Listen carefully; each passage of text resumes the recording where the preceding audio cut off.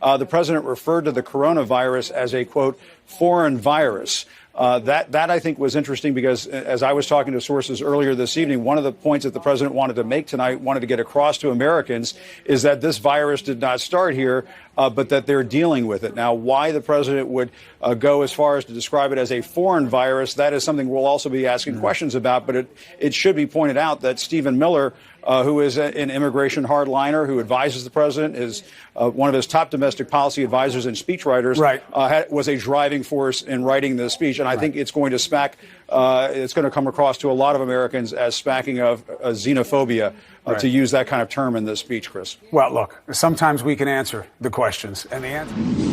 The Wuhan coronavirus has now surpassed the 2003 SARS outbreak. The first U.S. case of Chinese coronavirus was confirmed at one of her hospitals. Inside that building is the world's first lab-grown copy of the Wuhan coronavirus outside mainland China. The Chinese coronavirus death toll has jumped to at least 26 people. The death toll from the Wuhan coronavirus spiked today. The Chinese virus, the coronavirus that is worrying the whole world.